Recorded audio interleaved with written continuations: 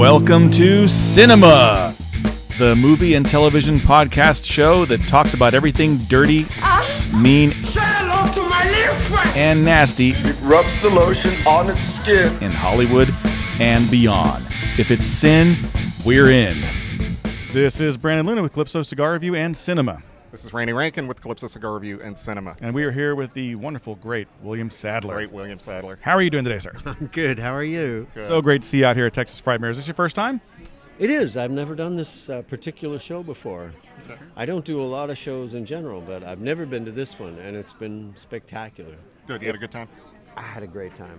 Texas, the people were wonderful. The crazy costumes walking by. It's a trip. If you've never come, if you've never done it, highly recommend it. Did you get to have any barbecue or anything while you were down here? I haven't gotten away from this table. Oh, yeah, There's like lines and lines of people wanting autograph this, autograph that. I was like, so. Very, very popular man in a lot of iconic roles. In fact, you played Death twice. Was that by design or by luck? That was well, it was pretty good luck, I guess.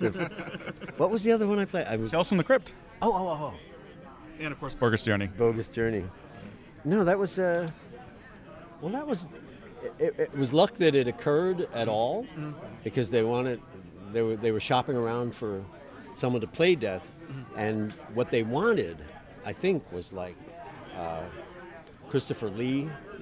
They wanted, Boris Karloff or Christopher. They wanted some old, craggy, tall guy, and they got this really young, short guy.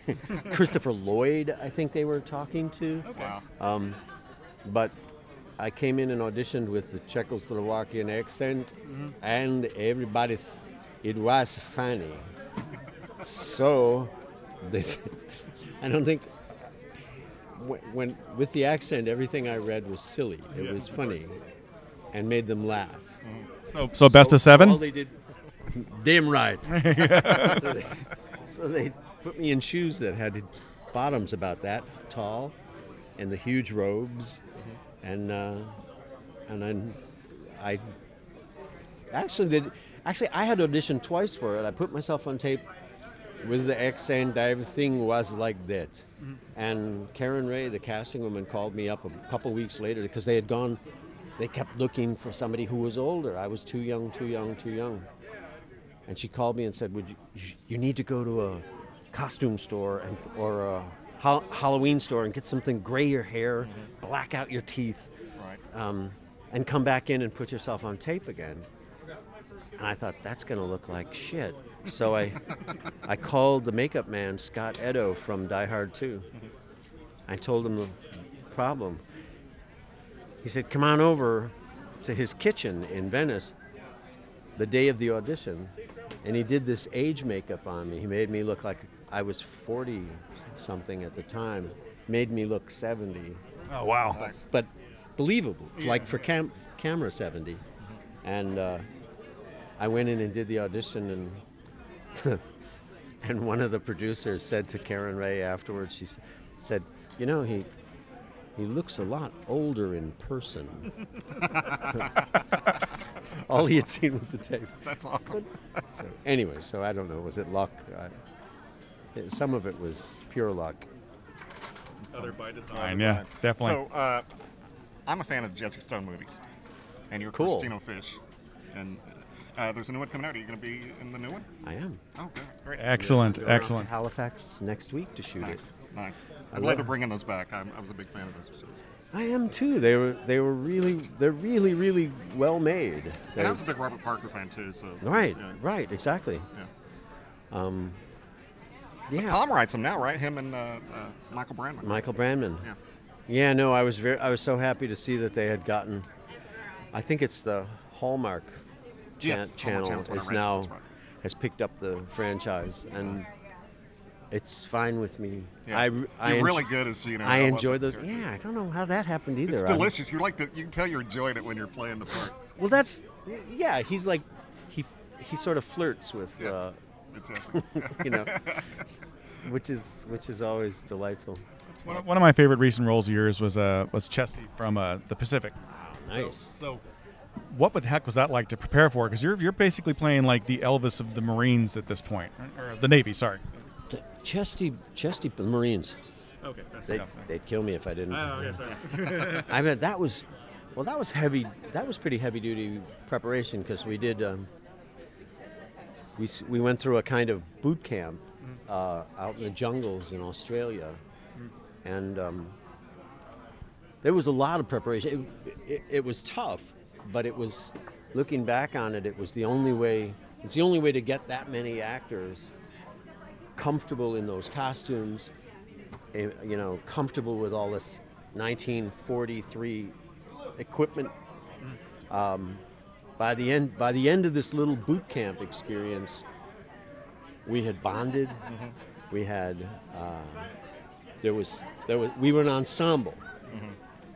The costumes were perfect.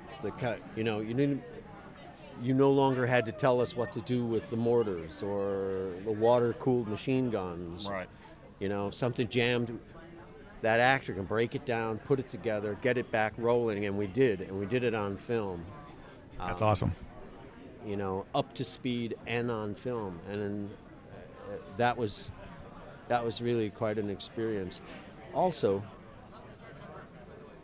on top of all of that, there was the sort of the added responsibility of playing one of the most beloved, take care, Marines that ever lived. Right. I think young Marines, to this day, when they're in boot camp, they say goodnight, Chesty, when they go to bed. So Wow, that's impressive. That's awesome. Very iconic no role. pressure there. None. I've had Marines come up to me and say, "You're going to be great, man, but don't screw this up." Right. I wouldn't be able to walk Like you said, down no any pressure. street in America. Well, I had a quick question, real quick, and we'll let Okay. you go. Shawshank, can't avoid Shawshank. I read a line that you said. I want to see if you really you thought the name was stupid. You didn't What? like the name, the Shawshank So Redemption. someone knows what a Shawshank is, and Redemption sounds like a religious movie or something. Exactly. The name almost killed us. I thought so. The movie came out in the movie theaters, and nobody. The movie titles are really important. Yeah, I agree. People look at the titles and they look for a clue about what is this movie about. Right. And nobody knows what a Shawshank is. Right. It isn't anything. It's like an Indian name or something. And Right. Redemption sounds religious. The actual working title of the movie was Rita Hayworth and Shawshank Redemption. Yeah. And I remember Frank showing me a list of names, of alternate names. Like, everybody knew that was going to be a tough name to sell. And he couldn't come. So you're probably the top 3 Stephen King adaptations ever, and a lot of people equate that to Frank Darabont, but I like to equate it to you. Oh man, thank you. Well, we'll let you go. Thank you so much for your time. What a legend. Yeah. You're It was my pleasure. Great It was meeting my you. pleasure. very nice to meet you.